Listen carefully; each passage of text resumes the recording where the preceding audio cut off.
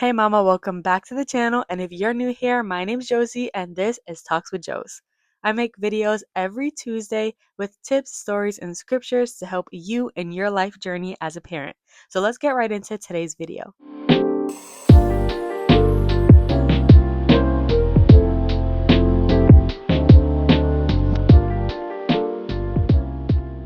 My last video, I briefly mentioned one way to raise your little one up in the ways of the Lord is by exposing them to faith-based environments like going to church or going to faith-based events. If you haven't seen that video, I highly recommend you check it out because this video here it will be a continuation of the last one. So for this video, we're going to go deeper and talk about how can you prepare you and your little one for church and new faith-based environments. I have about 10 points that I'm actually going to break down into two subcategories.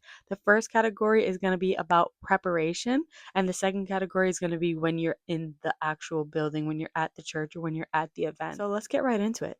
Starting with number one, set the atmosphere while you're at home. When you're home, dedicate some time to prayer, have worship music on. If your child is a little bit older, you can tell them what to expect when they go into this environment. And while you're doing these things at home, you're preparing your little one for this new environment ahead of time so that when they get into it, they don't feel overwhelmed by the unfamiliarity of the space. Number two, look for a church that has a children's ministry. When you go to a church that already has an established children's ministry, one, you're able to listen to the Lord uninterrupted and fully pay attention to the preaching.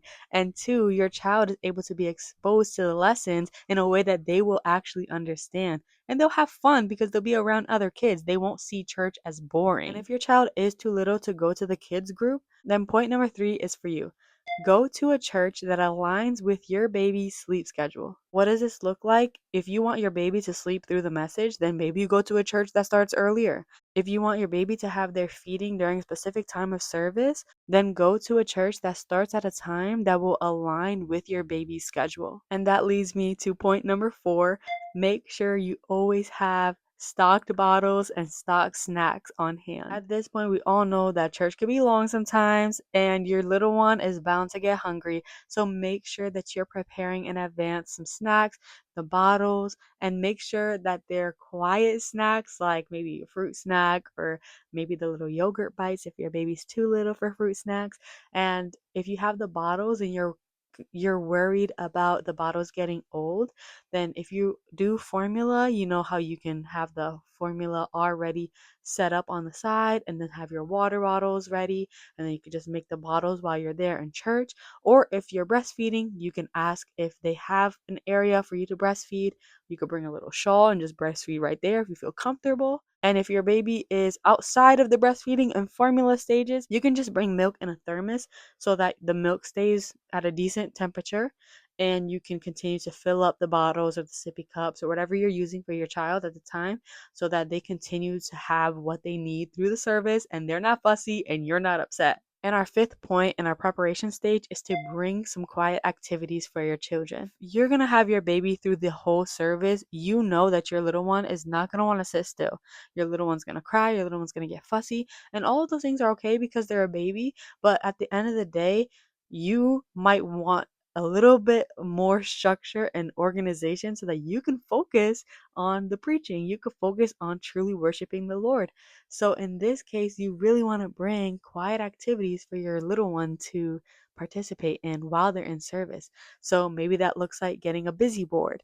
Maybe that looks like bringing a book. Maybe that looks like bringing toys that are quieter, like silicone toys or plushy toys. So if they drop, they're not making this drastic noise.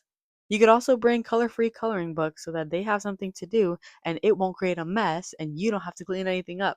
I'll have all of these things down in the description box below if you want to go and check it out for yourself. Now let's get into the 5 tips on when you're actually at church. Starting with number 1, when you get there, ask whoever is there, a deacon, a bishop, a volunteer, whoever is there.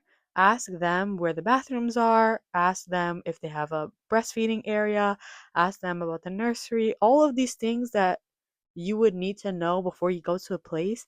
Ask them so that when you're sitting in the pew, when you're sitting on the seat and your baby starts to get fussy, you're not like, oh my gosh, where do I go? You're looking around like, where's the bathroom? What door do I go by? Like, you know what I mean?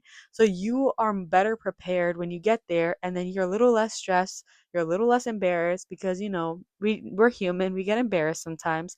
And then you can actually take care of your family, take care of your baby in a way that isn't disruptive. And that actually leads to point number two.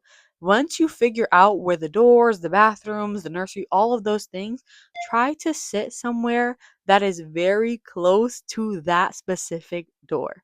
You want to have easy access to the doors so that when your baby gets fussy, you can just kind of slide right out and go handle your baby and come right back in and everything be fine. Now, I know that we don't like our babies to be making a whole bunch of noise, especially when we're in environments like church. But point number three is here to tell you that it's okay for your baby to make noise. Let them make noise. Let them play around and make noise during worship because that's the way that they are worshiping the Lord.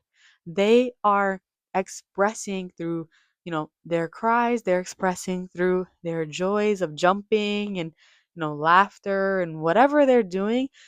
When it's that time of worship, give them free reign to do it. Give them free reign to, bring a little instrument with them so that they can play an instrument while they worship. Something that'll help them to get their jitters out while also exposing them to worshiping the Lord in the ways that they see fit. And that leads us to point number four. If your baby cries, that is okay. Babies are meant to cry, and it's okay. I know that you might get embarrassed and you might look around and start getting red, like, oh my gosh, like, why are you acting up in church? But let's be real, your baby doesn't know where they are. Your kid doesn't know really what church means. And you're going to be teaching them what that means as you continue to expose them to the environment. They'll start to understand and get a routine and start to behave in a way that you see fit. But for now, since this is a whole new environment, they might cry, they might fuss around, they might not sit still. And that is okay. Don't let that stop you from coming back to church. Because at the end of the day, I said this in my last video, Jesus was here for the kids and he wanted us to be like kids, in the way that we have faith, in the way that we are innocent, right? So if that's the case, why would Jesus not want his little ones to come into the house of the Lord just the way they are? And with that, we're going to come to our last and final point. Point number five, make sure you bring extra clothes for your little one to play in after church. Your little one is going to want to run around, play with all the kids that are around. You might not be happy about their church outfit getting messy, but if you just bring an extra pair of clothes and after church, maybe it's already under their outfit and you just take off their church clothes and they could go run around.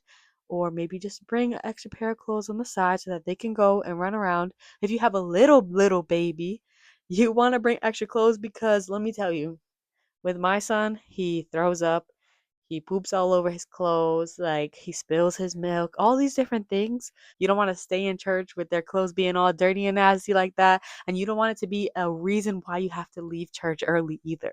And it can seem like a burden, but if you're prepared properly, if you are properly prepared, you won't feel that stress because you'll start to see your baby's a baby and you prepared for this. You expected this to happen. And now that it did happen, you're like, okay, hey, let's go to the bathroom. We're gonna handle this. Coming to the end of our video, and we gotta get into the word speaks. If you're new here, this is a section of the video where I share with you a scripture that has spoken to me in my life in hopes that it'll speak to you as well. For today, our scripture is found in Proverbs chapter 22, verse 6, and it says, direct your children unto the right path, and when they're older, they will not leave it. If you watched my last video, you know that this was one of the core verses that we talked about. And the reason why I chose it for today's The Word Speaks is because when you're bringing your kid to church and you're exposing your children to godly habits outside of the home, you are directing them into the ways of the Lord. And when they get older, they will start to actually understand what is of God and what is not. So when they go and explore the world for themselves, they remember this is what church is like. This is what godly living is like.